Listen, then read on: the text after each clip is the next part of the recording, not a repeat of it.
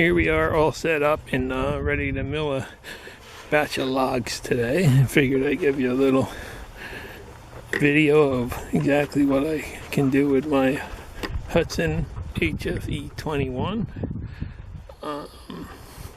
Before we get going though, one thing that you always have to remember to do is to torque the blade. I always loosen the blade up at the end of every time that I'm cutting, and then I carry a little torque wrench with me and I set it back to the 32 inch-pounds torque that they recommend at the factory before I get going.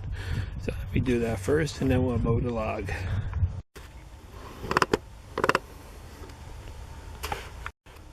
Okay, so here we go, loading the first log. All you have to do is take your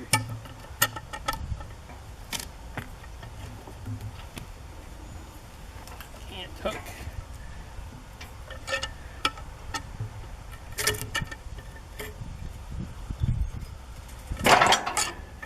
roll it on the loader arm, and what we do is I stick the jack in.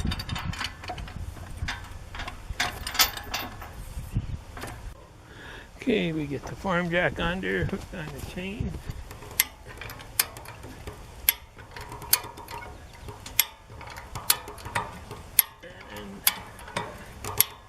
To fairly easily load a 1,500-pound log.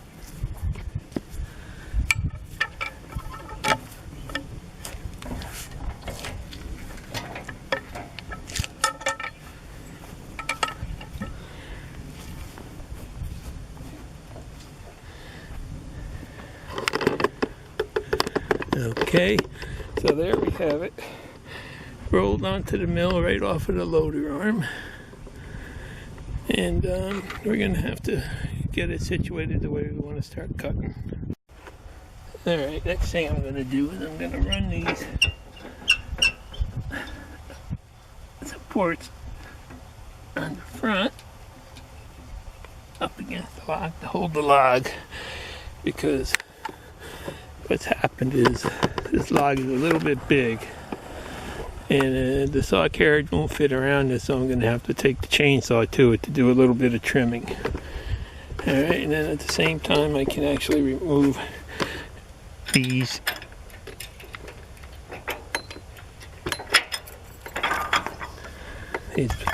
back stops, get them out of the way. Okay, once I get the front secured, I'll come jack up the back. Alright, so now I'm going to take and use this toe board assembly. Put it right there. And use that to raise the rear log approximately 1 inch to level it. So that looks good. And then I'm going to do is I'll just get these supports up into place to hold it, to keep it from rocking.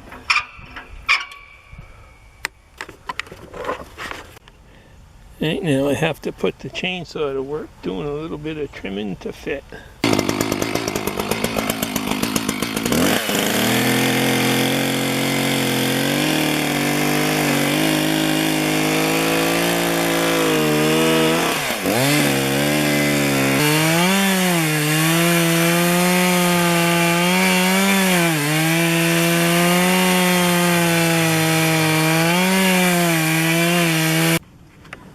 Okay, so it looks like I've hacked enough off to clear the mill.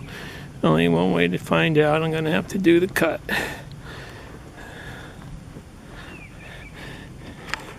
That's one reason why having too small a mill for the size of your log can turn into a pain at times.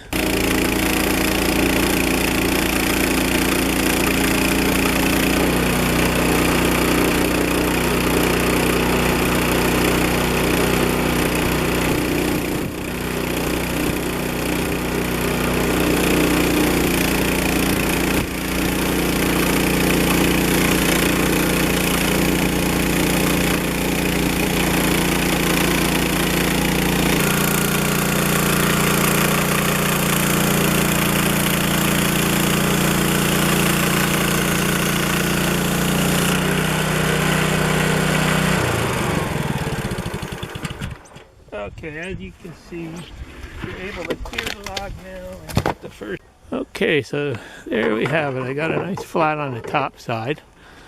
And so what I'm going to do now is I'm going to roll this log over and try to make a parallel cut that brings it down to 19 inches or less, so it'll fit between the guides to do the final slicing. So let me just roll it over. Take my upright can hook and try to give this a little spin.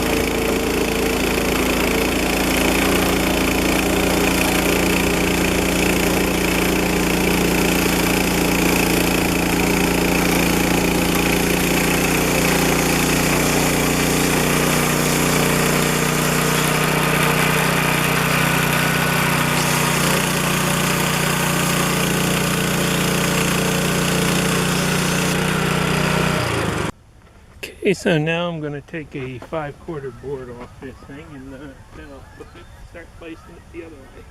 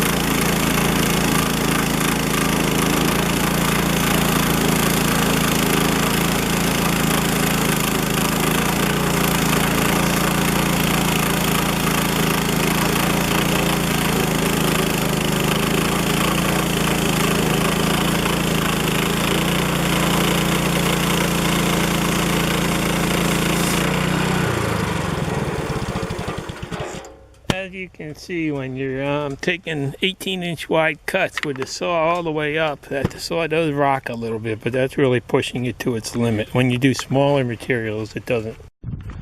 And it looks like we got a winner in this log. Looks like it's going to be clear all the way through. Happy about that. And I use the loader arm to stack the wood on until I take it and stack it that way.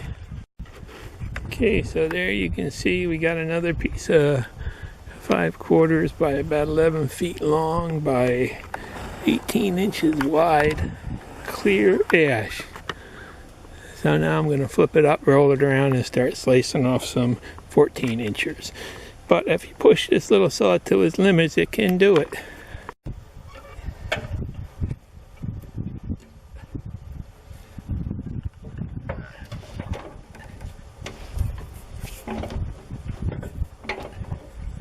That's when you appreciate a good can hook. Okay, we got it rolled up on its side. Now we're going to start slicing the boards off of it. As you can see, it's locked in the dogs, and it's pretty good tight fit, but That's about as big as you want to go when you're using the dogs when you get to this point. Okay, so now I can go back and start using my digital readout to start setting the board thicknesses. And I'll start slicing this into 5/4 boards.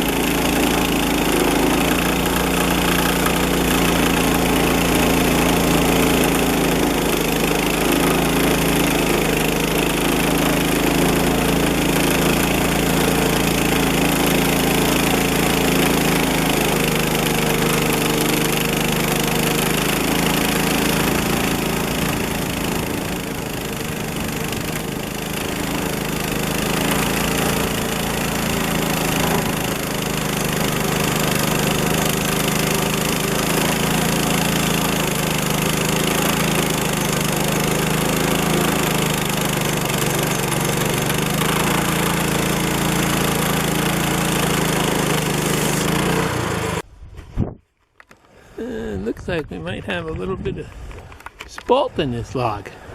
Never seen that in ash before.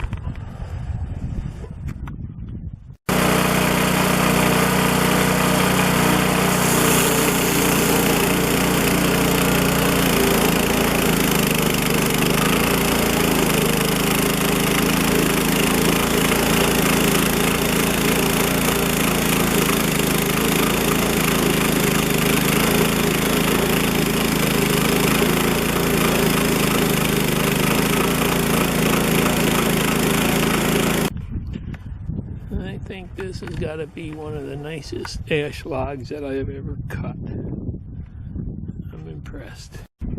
Okay, now I'm going to flip it up because I see there's a couple of clear boards on this side and I got a couple knots in the middle there.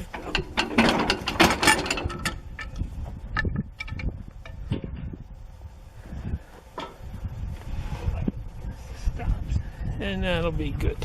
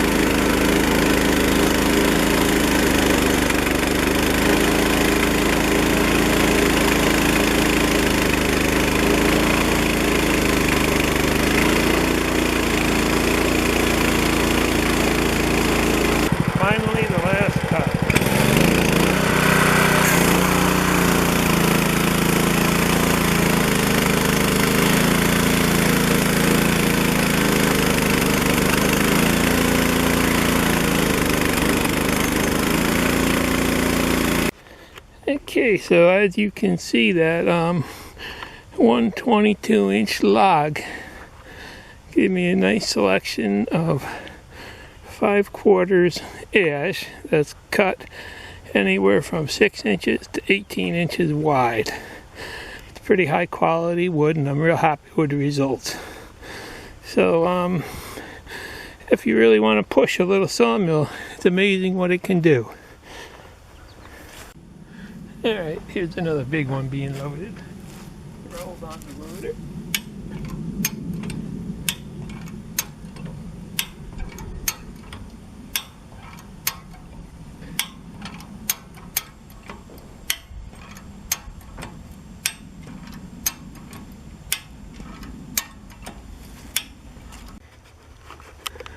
Okay, the loader's up in the air. Now I just gotta give it a lot of push. Now we're on. Yeah, here's the next log. This one's a little bit smaller. This one's only about 20.5 inches in diameter, and just a little bit of trimming on this one, and a lot easier to get going than the last one. Got some more nice looking wood in this ash log too. I wish I had something besides ash and walnut though. Alright. See if we can roll this one.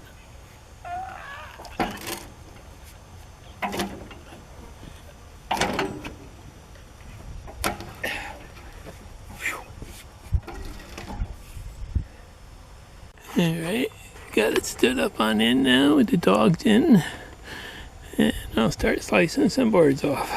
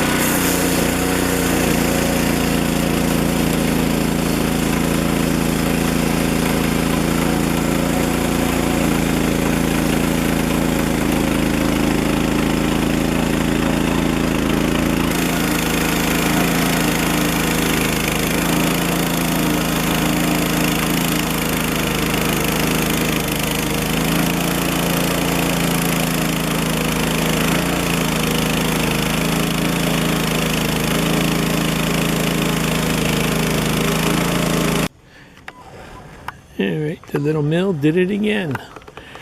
One more oversized log cut up. Got another stack to finish cutting up. And another trailer load of 5/4 by 14 by about 10.5 foot to sticker and dry. Well, this next log is just as beautiful as the others. This is about the maximum cut you can get out of that. About 19 inches maximum before you hit the guides. So you never get a 21 inch out of it, but you can put a 22 inch log on it.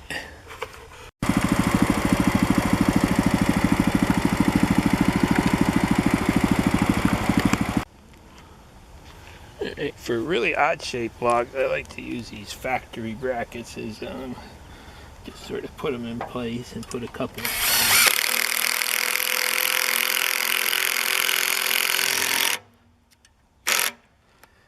of lag screws in them.